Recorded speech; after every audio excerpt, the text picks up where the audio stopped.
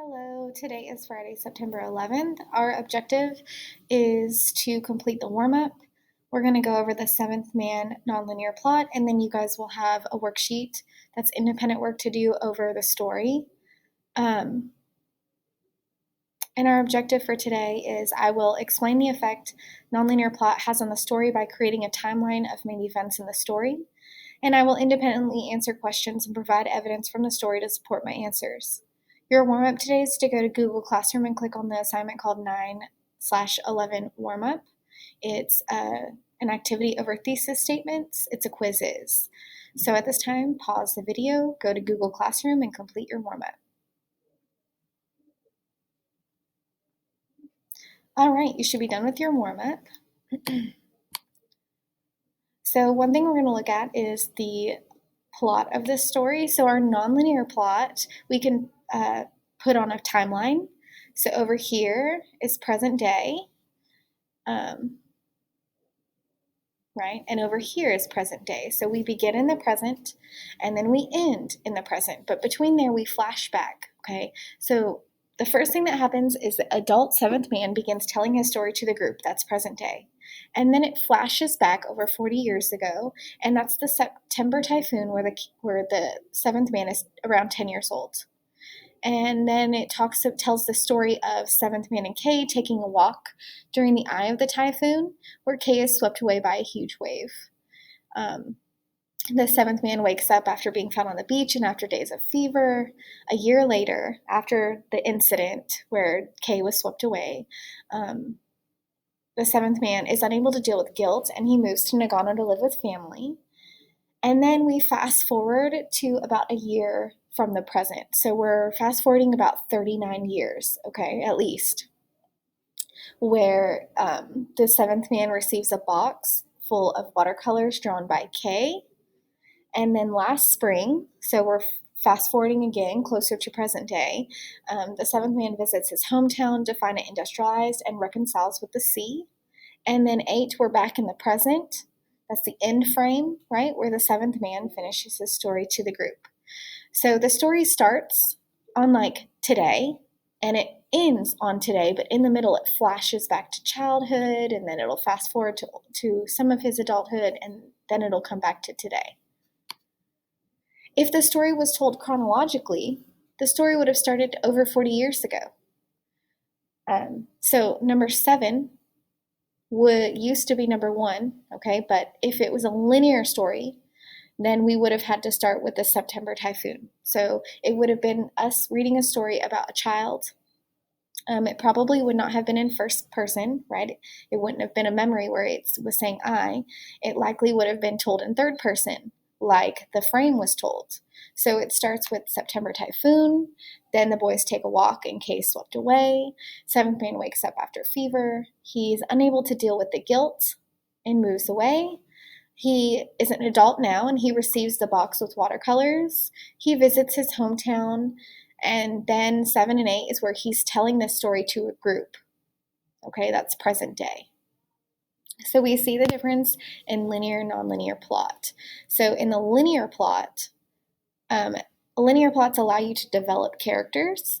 So instead of focusing on building suspense or creating all these moods in the story, the author focuses on teaching you about the characters, developing who they are. It shows you how they change over time.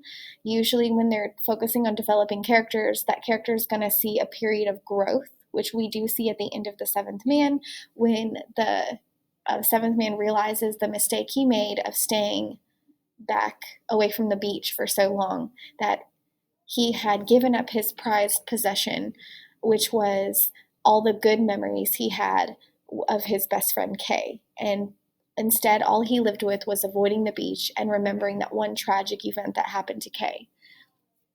In a linear plot, had the story been told starting when he was a child, we would have seen the suspense build because we wouldn't have known that the seventh man survived in the end. So during this part, we wouldn't have known that he ends up telling this story to a group. We would have started with the seventh man is a little boy. He goes through the typhoon. Oh man, Kay's swept away. Is the seventh man going to make it? We don't know. And then eventually in the end, we would have found out that he lived, right? So linear plots allow you to create things like suspense. It focuses on building the tension through the rising action and the climaxing in the story. So linear and nonlinear plots have different purposes. We're going to talk a little bit about symbolism, and you guys just watched this video.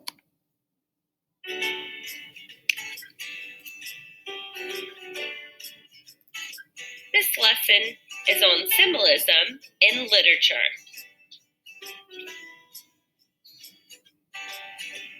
So what are symbols? Well, a symbol is an object that stands for something else.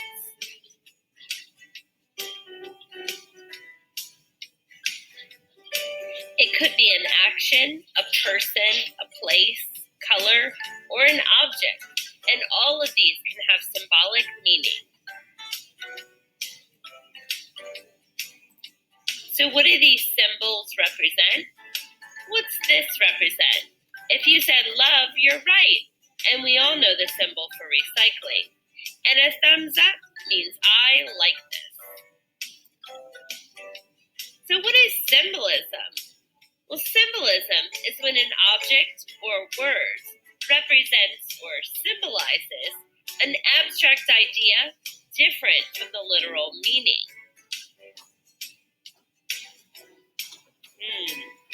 So why do authors use symbolism?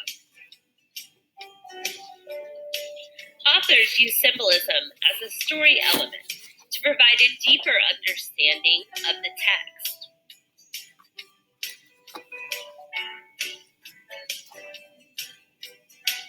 Symbolism can help in a few ways. It can convey deeper messages, connect the story and theme, and show instead of telling, making the story more interesting. So how do you uncover symbolism? Look for an object or objects that keep popping up throughout the story.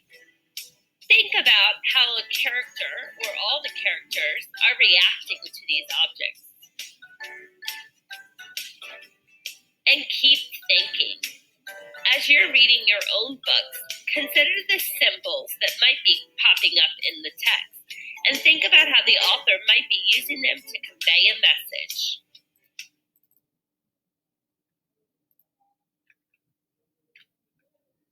All right. So you guys are going to be using the information about symbolism a lot today. If you need to review that video again, okay, you can always come back to the slides and watch it again if you get confused about symbolism. Your independent work, you're going to work on analyzing the seventh man on your own. On page 1 of your worksheet, the first 3 questions are going to be multiple choice. All of the other questions are short answer questions. You will need to answer them in complete sentences, making sure you restate part of the question in your answer. If you don't follow these directions, you'll lose points. So remember the last few days on the slides, I've given you sentence stems to start your answer and then you fill in the rest. So that was me modeling for you the way that your answers need to look. The stems were me restating part of the question. You filled in the actual answer part. Okay, so if you don't understand what this means, go back and look at the slides from yesterday and the day before. Compare the question that was asked to the answer in red that was written. Look at how it was written, okay? You may need to go back to the story to help you answer questions. Use your book.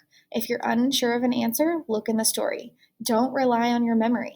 Okay, our memories aren't perfect. We don't always remember things the way that they actually are. Okay, our different perspectives put a spin on events that we see.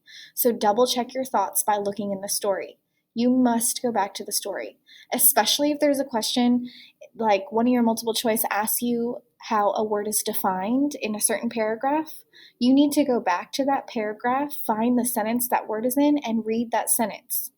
Okay, because you could look up that word, but maybe it's not the first definition in the dictionary. Maybe that word was used in a different way and it's really definition number 3 or something. So make sure you go back to the passage and read the sentence that vocabulary words are in. And then go answer the question based on how that vocabulary word is used in that sentence. Okay, rely on context clues to help you. The last question requires you to respond to an argumentative question. You must take a position and back your position up with evidence from the story. I have given you starting sentences to help you begin your answer. You need to have at least 4 to 5 sentences in your answer. So the question is, although the seventh man does not die, does he truly escape the wave? Think about how he lived his life after the traumatic experience. Choose a side. Either he did escape the wave or he didn't escape the wave, okay? Your starting sentence, although the seventh man does not die, he, pick one, either does or does not truly escape the wave. In the story, and then provide evidence from the story for your position, okay? When you provide evidence, if you're using a direct quote, you need to put that in quotation marks. And at the end of your quote, outside of the quotation marks, you need to put parentheses like this and then put the page number inside, okay? And that is it for today. We're not going to have an exit ticket. So go ahead and work on that. It's due today. Once you're finished with it, enjoy your weekend, okay? And I will see you guys Monday.